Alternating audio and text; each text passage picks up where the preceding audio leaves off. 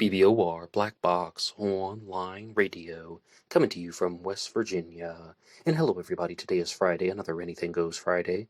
The Anything Goes Friday segment is when any subject is fair game, and you can see from the title of this episode that it is a true crime talk radio segment.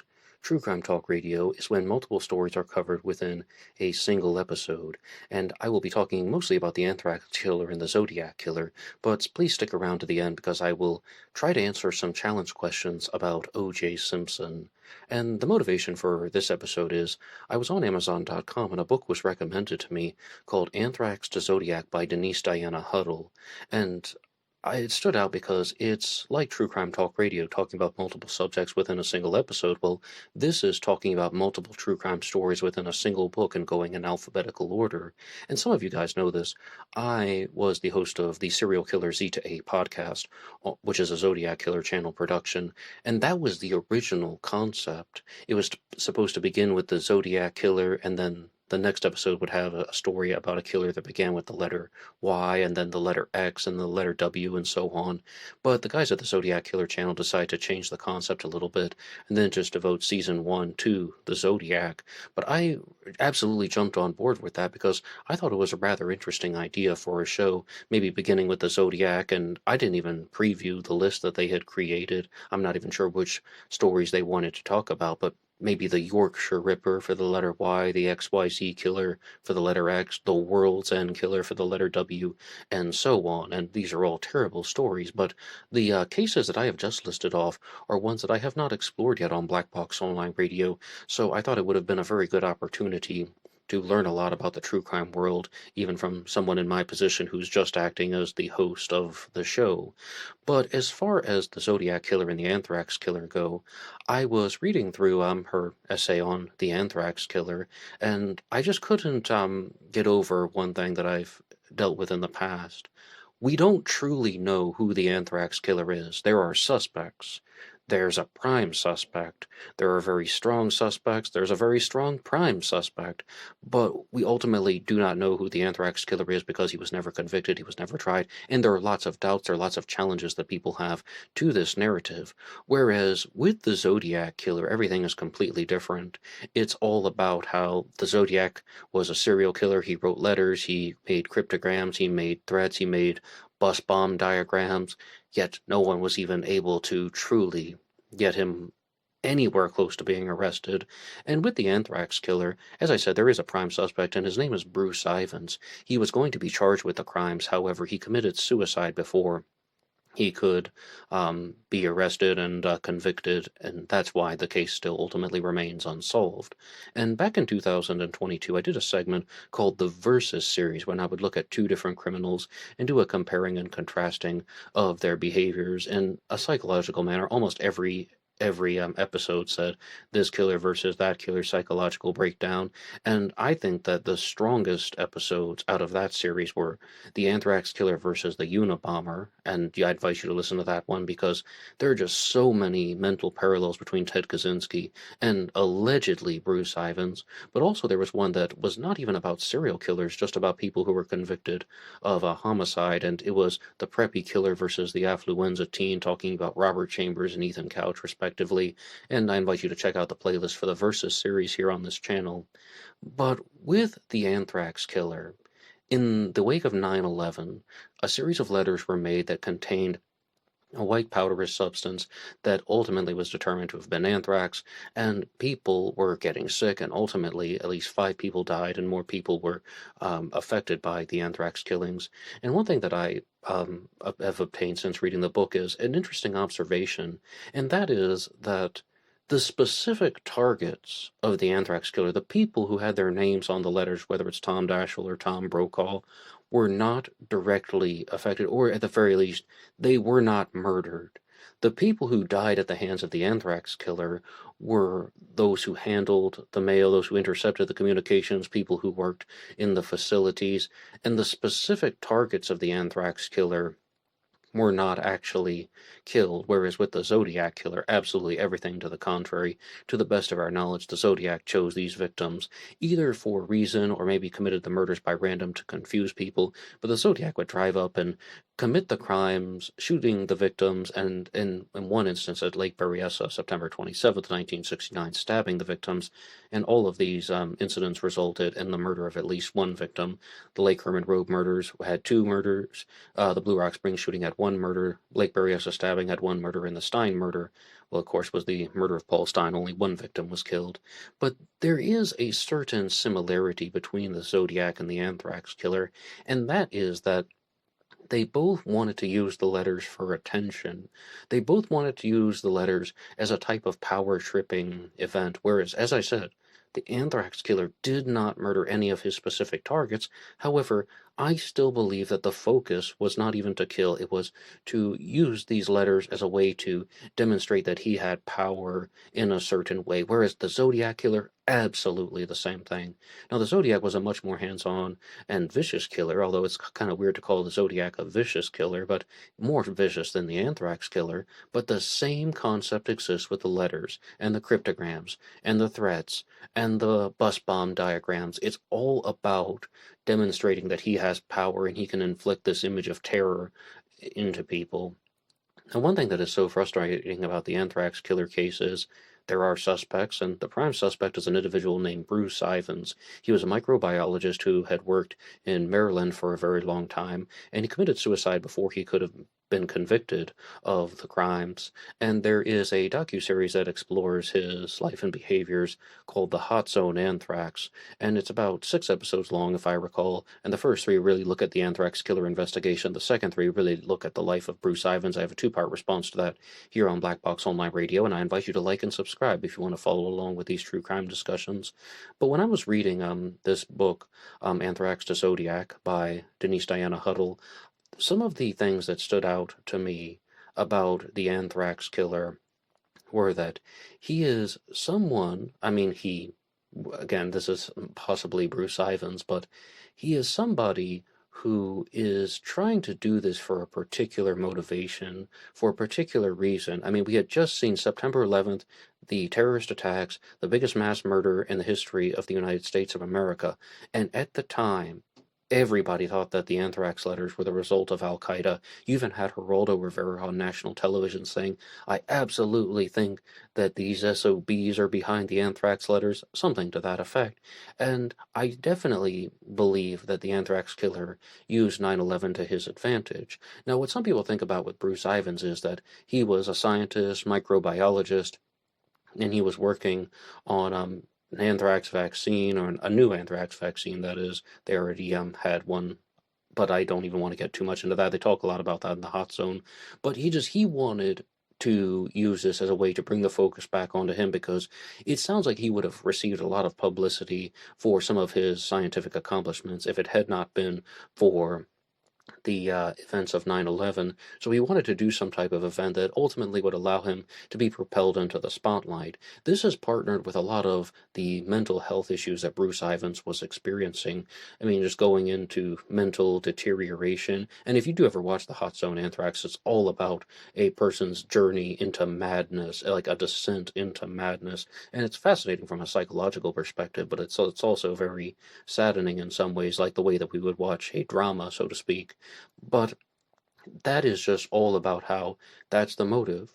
He wanted to use this as a way to draw attention back to himself, trying to become a hero. And there are also conversations that he had with his therapist, talking about how he could do things and not get caught, how he had some very vicious plans to either get revenge on people that he knew personally or to target people he knew personally, attacking them. And he was always say that he, wouldn't act on it. He said he once drove to watch a women's soccer game and he would have killed one of the players if she had lost the game, things to that effect. So what Bruce Ivins made it clear to his therapist is that he had homicidal tendencies.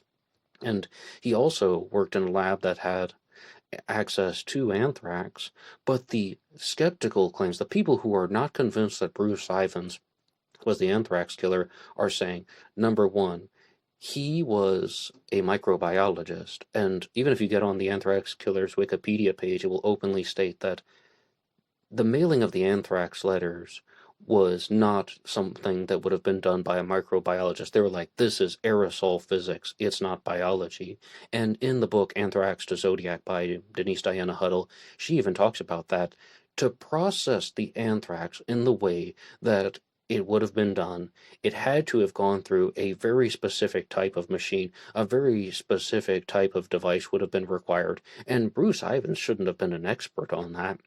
Now, in her own research, Denise Diana Huddle did uncover that he made at least one comment about how not only did he know how to operate a machine that could process the anthrax that would have been used in the letters, but he even stated that he had trained somebody or given someone a demonstration on how to use a machine of that nature. But by Bruce Ivins' own admission later on, he stated that he had no knowledge of how to do that. And when you read about the anthrax killer, you just see all of these doubts that people have. They really think that it was Bruce Ivins. And if I had to ultimately make a decision right now, I would say yes, I would think that Bruce Ivins was the anthrax killer. However, I also think that he might have won the trial. If this had gone to trial, he might have been found not guilty. Because do I have doubts? I mean, it goes so far beyond just, do you think this person did it? In a criminal court, you have to prove something beyond a reasonable doubt. And I do think there is some room for reasonable doubt for all of the points that people have talked about, and defense attorneys can spin the situation to their advantage. For example, saying that other people would have had access to the lab, other people would have had access to the machine that I was just talking about. And this is all laid out online. You can read all of this of the counter arguments that people have to Bruce Ivins being the anthrax killer, saying that he was not the only person who should have been able to pull something like this off. And that's what defense attorneys do. They would be like, there are at least 10 other people that would have been able to perpetuate a crime like this and to send out these anthrax letters in the exact same manner or fashion. Whereas with the Zodiac killer, we just have no idea. We do not have someone who has been so closely evaluated. There is a prime suspect in the Zodiac killer mystery, and his name is Arthur Lee Allen, but not to the same level, not to the point where they were going to arrest this guy and bring him to try and convict him for the crimes, but he committed suicide before it could happen. No, Arthur Lee Allen was more or less put under the microscope by the police officers, and he was ultimately let go. Now, there's an interesting part in the book Anthrax to Zodiac, where Denise Diana Huddle talks about how Bruce Ivins was not the only suspect in the anthrax killer case. There's also an individual named Dr. Stephen Hatfill, and what she says is that, more or less, they just shared his name and broadcast it to the entire nation, saying, this guy could have been the anthrax killer. Although, again, if you just get online and you read about Dr. Stephen Hatfill, it will state that he was not listed as a formal suspect by any means. But what Denise Diana Huddle is pointing out is that they shared his name to everyone, and they said that this guy could have been the anthrax killer. They pretty much ruined his life, and then they were just like, oh, sorry, our bad. Maybe they didn't even use the word sorry. Maybe that's not even a direct quotation from the book. And it brings up the whole concept of, if someone is innocent until proven guilty, should they have their name revealed to the general public? I just brought up Arthur Lee Allen, and when he was discussed in Robert Graysmith's Zodiac book from 1986, he was given a pseudonym, Robert Hull Starr. And then you have Robert. You have Arthur Lee Allen going on television where his face is blacked out and he is saying all types of things, such as that he doesn't like being a suspect at times. It can be horribly depressing, that interview. But ultimately, we would all know the name Arthur Lee Allen. He passed away in 1992. But with somebody like Dr. Stephen Hatfill, he didn't just sit back and take kindly to the situation. Instead, he ultimately filed a lawsuit and was awarded at least $5 million because of these events. And if you ever do read the book From Anthrax to Zodiac, overall there is just a discussion on the true crime cases, and then there are these little bits of inserts with humorous statements or attempts at humorous statements from Denise Diana Huddle, and that was one of them that I was thinking about when she's talking about Dr. Stephen Hatfill and just, oh, we ruined your life, sorry. That's all just inserted in there. And I absolutely did not think that that helped with her presentation at all. I thought it was much better sticking to the facts and just talking about the true crime stories, and just also the evaluations that she has shared. Because looking at this story, I just get so frustrated. I want to know the truth. Who was the Anthrax killer? The same way that a lot of people want to know who was the Zodiac killer. But with the Anthrax killer story, we are so close. We are so close to getting a definitive answer. But there are all of these doubts. People are saying that Bruce Ivins didn't have the knowledge to produce the anthrax in the way that he did. Bruce Ivins did not have access to the exact type of anthrax that would have been used. And as I said, if he had gone to trial, I think he might have been acquitted. The jury might have come back and said, we find him not guilty. Not because he didn't do it, it's just reasonable doubt, insufficient evidence, counter arguments, all of that, I think, would have happened. But, I mean, Bruce Ivins was dealing with some very intense mental health issues, and when you go back to those comments that I've already shared about how he is thinking about ways to do very vengeful acts of violence and not get caught, I mean, how does that not ring alarm bells about being a serial killer? And I said that I had some challenge questions about O.J. Simpson that I would save for the end of this true crime talk radio segment. And if there are any cases that you would like covered on an episode of Black Box Online Radio, you can put your ideas in the comments section down below. And you can also go through some of the links in the description box. One of them is for BuyMeACoffee.com. BuyMeACoffee.com/BlackBoxNid88 allows you to make a donation or contribution to help support the show. And anybody who makes a donation will get a shout out on Zodiac Monday. And also, you can check out the BuyMeACoffee.com store and look at some original publications. But I have two comments that I would like to read off from some older episodes that I've done about O.J. Simpson. And the first one comes to us from TTFQ, who says that there is a new Norman Prado documentary that just dropped. And I did a Google search, and this is apparently available on Amazon Prime. I almost said Amazon.com, but I think Amazon.com can directly link you to Amazon Prime. But there is the challenge question that I told you guys I would get to. And this relates to how the murders of Ron Goldman and Nicole Brown Simpson could have taken place.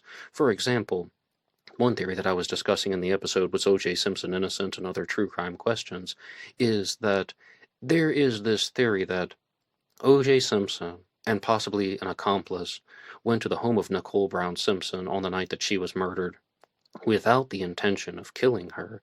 Because somebody had asked me the challenge question once, well, O.J. Simpson was wearing his expensive Bruno Mali shoes. Why on earth would he wear those to go commit murder if he knew that he would destroy them by getting blood on them, let alone that it has an unusual and almost unique tread? And that was ultimately what led to O.J.'s liability in the civil court. But the question, I'm just going to read this right here. And it says that this is all about, was it a crime of passion? Was it calculated? And how did Nicole Brown Simpson die? If O.J. murdered them, oh, by the way, firstly, I should say this is from Donovan, giving credit to the poster. Donovan says, if O.J. murdered them while in the heat of the moment, then why at the time would he be able to control himself enough to get a knit hat and gloves? If it was in the heat of the moment, he probably wouldn't be wearing a knit hat and gloves. And you've seen the famous knit cap, and Johnny Cochran even put it on at the trial, and also the famous thing about the glove that was left behind. If it doesn't fit, you must acquit. Okay, the reason why I liked this challenge question was, maybe I can answer it. Maybe I can actually provide an explanation. And it's not my own observation, because these things have been discussed in certain parts of the O.J. truther movement, and it is that, what if O.J. Simpson didn't go to the Bundy estate to murder Nicole with the premeditation and intention to do so? Well, if that weren't the case, why would he be wearing the knit cap and gloves? One theory is that he went there to slash her tires, that this person, Charlie, came to his house at Rockingham and just started bad-mouthing Nicole. And the way that O.J. Simpson has shared that story, he makes it sound like Charlie was saying, hey, something's going down in Nicole Brown Simpson's house, you have to go over there. That's almost certainly untrue. Everything that I have encountered is that she went to La Mezzaluna that night, she left her glasses behind, which actually belonged to her mother, but I call them her glasses, because she's the one who left them behind. Ron Goldman, a server at La Mezzaluna, picked up the glasses, and he knew Nicole Brown Simpson personally. It doesn't appear that they were romantically involved, they were just friends, and then they walked back.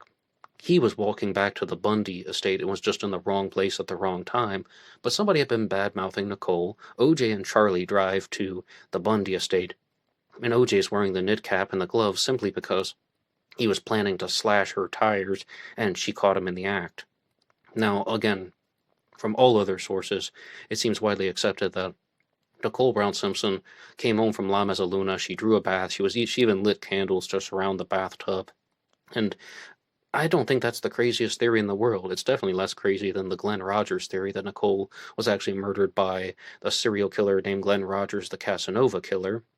But OJ is with this accomplice, and he even says in the Judith Regan interview that Charlie was holding the knife, and he took the knife from Charlie, and this could have all just been a revenge act that went wrong. Somebody who went there to cut her tires. That would explain why he was wearing the Bruno Mali shoes. He didn't think that he would be getting any blood on them, and then they fled the scene. Actually, several different events happen in between. Firstly, they're walking out to try and slash her tires. Nicole interrupts them some way, somehow. Confrontation takes place. Ultimately, she is murdered. Ron Goldman interrupts her, and he is murdered too. And then Charlie and OJ simply get out of there. The more I think about it, though, I have to be somewhat aware that my initial suspicions of OJ having an accomplice could be provided by a single killer. Since 2019, I was so adamant that there's just an overlooked suspect, that all of these stories about Charlie are true, that it was just a matter of pinpointing who Charlie was. And if you go to my book discussion on Ron's Revenge by Chris Todd, he talks very clearly about how he thinks he's identified Charlie. I've also interviewed Chris Todd, and I invite you to check out both of those episodes here on Black Box Online Radio. And someone else also wrote a very fascinating theory in the comments section here on BBOR about who they think this Charlie accomplice is. And maybe I'll read that off in the next True Crime Talk Radio segment. But thank you so much for listening to this episode here. And I will see you guys over on Instagram, but you can always follow the show on Facebook too. I'm using the Facebook page for Black Box Online Radio a lot more. And I also, my personal Facebook in the description box, Ned DeHaan, and you can follow on all of those things. I put out Reels and YouTube Shorts almost every single day, and they're available on YouTube, Facebook, and Instagram. BlackBoxNed88 over on Instagram, and the Reels come out on my Ned DeHaan page on Facebook. I mean, just if you're just curious about more true crime cases, as well as some of the historical stories that have been covered on the Reels, please feel free to follow me on all of those platforms. And you can also just watch the YouTube Shorts here on the Black Box Online Radio page. And that's all for me now. Oh, one last thing, though. If you have anything larger that you can send, that you want to send that's like not going to fit in the comment section, you can send it to blackboxonlineradio@aol.com. And I'll see you over on Instagram. Until next time.